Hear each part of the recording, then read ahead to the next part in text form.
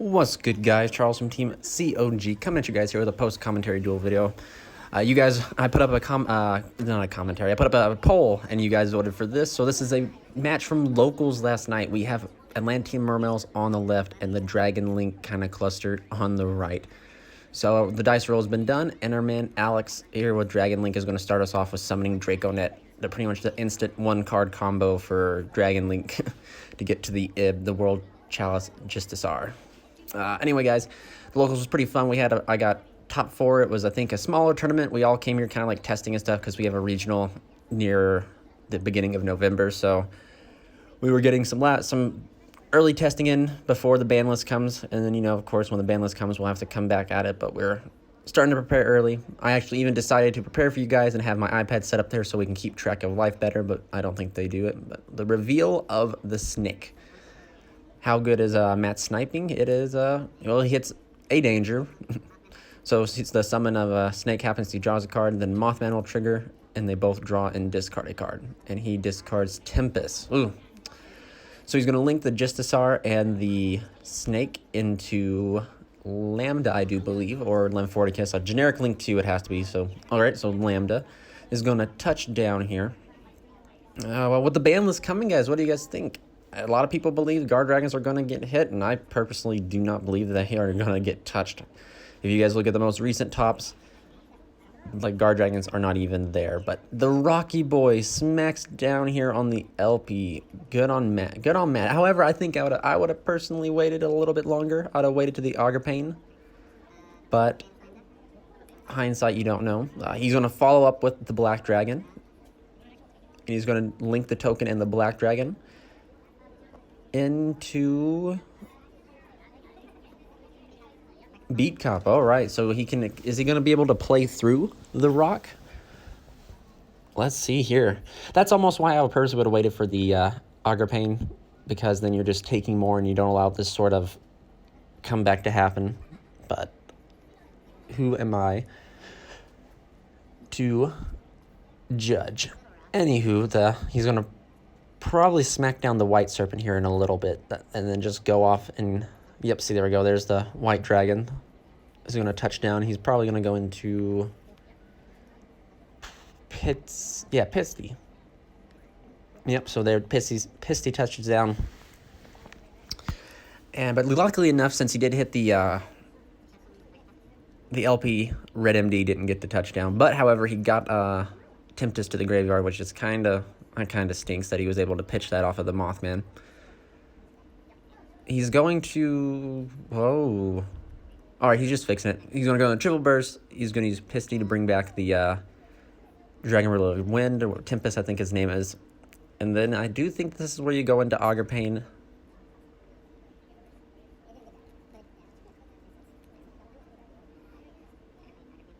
Augur Pain's going to summon from the deck Hot Red, link 2 into, I think, Hieratic Seal of Heavenly Spears. So there we go. He's going to pass it over to Matt, and let's see here. So with the rock, he's able to put up 2 Forms of Interruption. Monster Reborn is going to be played, and he's going to target the Megalo, bring back the Megalo. He's going to link 2 now into Nightmare Phoenix. He's going to ditch Gun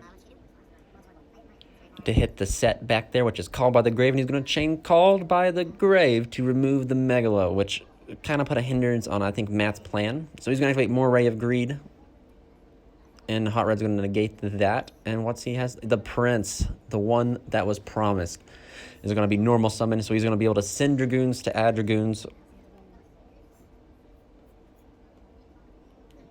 Or it depends what he's at. So he's sending Dragoons, and he's going to add himself to Dragoons, and Dragoons is going to add him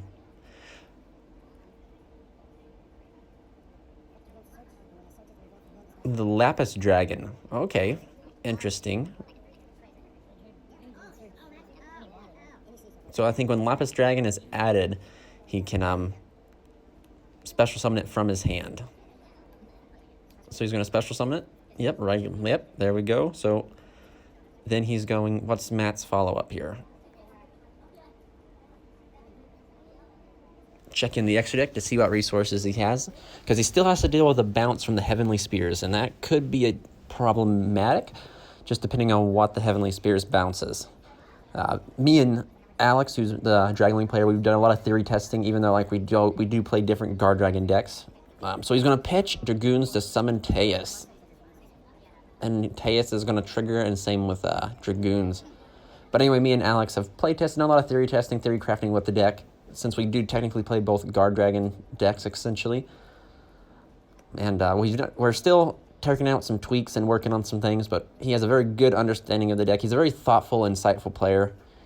And Matt is a veteran Mermail player. He's actually picking up and playing Mermails for this upcoming regional due to until after the ban list is revealed, depending on what damage gets done to the Thunder Dragons.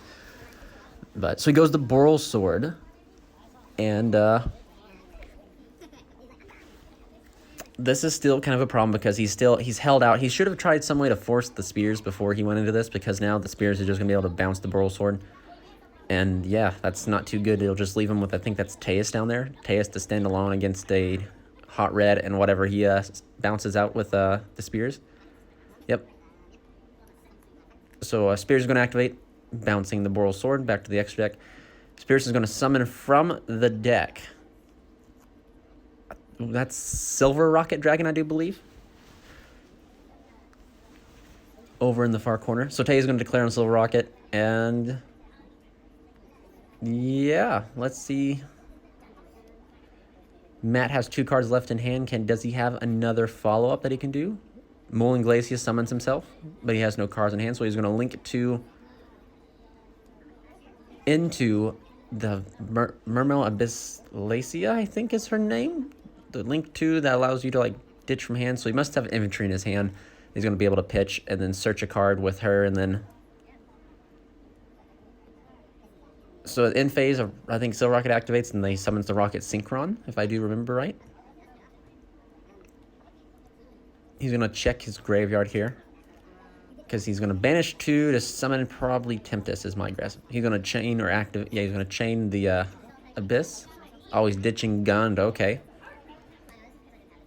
So he didn't have infantry, but he's going to let that, and Alex is going to let all that resolve. She's going to get the search, and the summon of Gun is going to be successful. Bring him out the Teus to pretty much chum block, and he's going to add himself Teus from the deck to his hand. But let's see here. Alex, I think, is going to the smart. Yep, there we go. He's going to synchro probably into Borlode Savage, because he has, I think, a link 3 in there with triple burst. And he's going to get that triple burst. And now in a simplified game state, he has 2 negates, 2 continual negates. So I think Alex is in the pilot position here, the driving position. Hot Red's going to declare on the Mullen Glacier, or not the Mullen Glacier, the Abyss Glacier.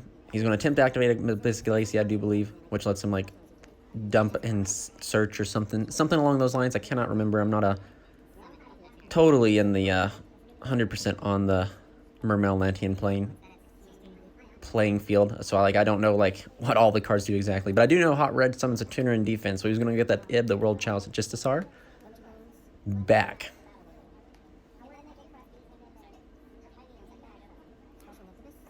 So he's going to summon the Prince off of the link 2 that went to the graveyard. I think the Prince is going to activate, so Hot Red's going to attempt to negate the Prince. However, sending is cost, so he still gets the dump. So he's going to dump infantry. So I think the link to sent Dragoons to add himself the Megalo, and then summoned out the Prince. The Prince activated, and then the Prince was negated, so he sent heavy infantry to attempt to pop, and it was negated with Borlode Savage. So now he just has the Prince left on the field. Matt's going to draw for turn. Does he have enough that he can get through this board? He's going to link.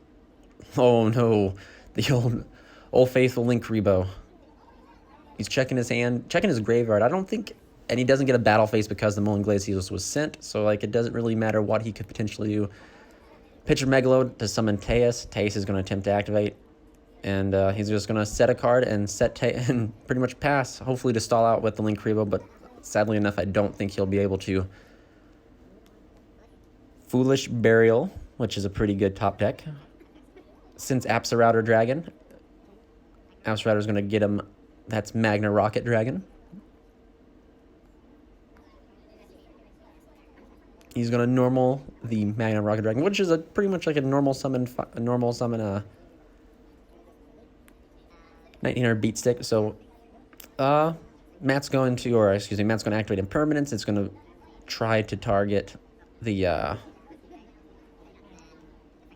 Hot Red, because I think Hot Red tried to target the Magna Rocket, and then Boral of Savages is going to negate it. So he's just going to end up whacking for a lot of damage this turn. So he's at 17. Matt top decks 1 card, and it's not good enough. So that's it, guys. Dragon Link takes game 1. We're going to go into game 2 here. Also, guys, please remember to check out our sponsors, OPHIDIAN Games and Accessories. They will be linked down in the description below, and use the code COG5 to get 5 off your order. They have some really, really good play mats. Like, they're fully, I'd almost say they're on par with Imperium Duels and Spellground. They're really good and awesome. So please check them out and give them your support. Anything you guys do comes back to us and allows us to make better content, get better equipment, and go to events. So it's really appreciated. Snake's gonna be revealed. He's gonna get the summon, sniping out the Draco Net, and Snake's gonna be summoned. So he's going to pitch. Wow, Tempest off a Dragon Ravine to Adams to send Apsarouter Dragon. So he's pitching. Wow, just woo. So he kind of opened a few one-ofs, but that's pretty okay. He's going to grab himself the Silver Rocket Dragon. He's going to activate Fossil Dig to get himself the next 1-card combo, which is Oviraptor. No, he must. Ooh, he already must have the Oviraptor, so he's just going to get himself Miscellaneousaur. Normal summon the Oviraptor. Oviraptor's going to send Carboneton, I do believe. Yep, there it goes, Carboneton. Banishes the Carboneton to summon out the Flameville Guard, I think is the correct one. Yep, Flameville Guard. And then we go into the typical Guard Dragon plays of making the Justicar. And Justicar is going to get him to search a World Legacy card, whether it be Succession or Guard Dragon, which is going to be Succession in this case. In some cases, Succession is way stronger anyway. Link 2 into yep, Lambda's going to touch down. So Matt seeming not to have any sort of interruption, unless maybe he learned his lesson and he's holding the rock. But we're going to go into Pisty here. Instead of LP. Huh. Oh, he has to. Yep, there we go. Banish the World Chalice Guard Dragon to summon back the Flameville Guard. Now he's going to go into LP here. And then now we get the typical full power Guard Dragon plays. He's going to imperm the LP.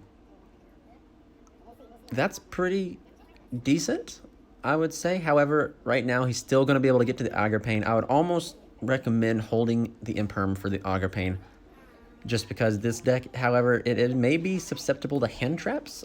It can virtually play through a few inherently as well. There's only a few hand traps at the right moment that can stop it. The deck has a lot of extenders, so like in that case of like hitting the LP, it has enough extenders that it can just play through to get to the Augur Pain to summon out the Hot Red. But, however, in the right case, an Impermanence on a weak hand, which you never know what the players have. If no Impermanence on a weak hand could potentially stop his turn completely. But we're going to see a Link 3 into Triple Burst over there. Succession to bring back the Tempest. This is very, very strange. I think he's playing very strange here, but we will see. That's what these locals are for, playtesting. To get all the kinks and wear out all the ruffles and the kinks so that you can be more and better prepared for the regionals to come. So we're going to see a Link 2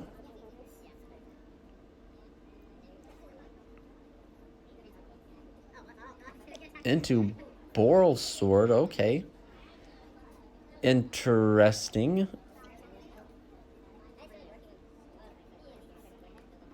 Borreload Savage is going to touch down. I think there was a little bit of a misplay there. He could have ended on something a little bit better than that, but you know, then when you're on camera, you have pressure on you. You're kind of like, you got to do what you can do, but that's all right. So let's see here. What does Matt have? How can Matt play through this? It's not that much. It's 1 negate and a Boral Sword. So I mean, like, it's not awful, especially since he has heavy infantry. So he's imperm. What's he going to imperm? Probably the Borreload Savage would be the best target for that. Moray of Greed. So Moray of Greed is going to shuffle back, kind of mulligan real quick. Shuffle back 2, draw 3. So he must be clearly hoping on the Moray to go through to get his hand, but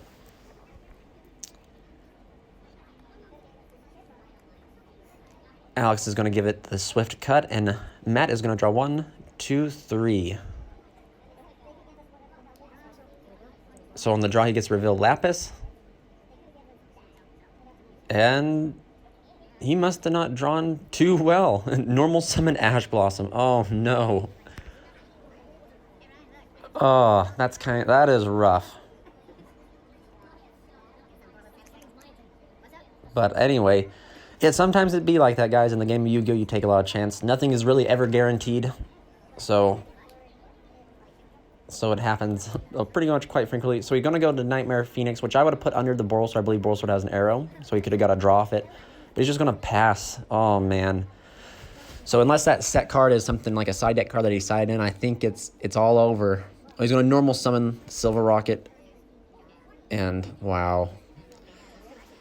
Matt is going to chain Called by the Grave, I believe, and hit the Miscellaneousaurus. Well, guys, I think this wraps it up for this duel. Matt's too far behind, and Alex just pulling through. So thank you guys so much for watching. This is Team Charles from Team COG signing out.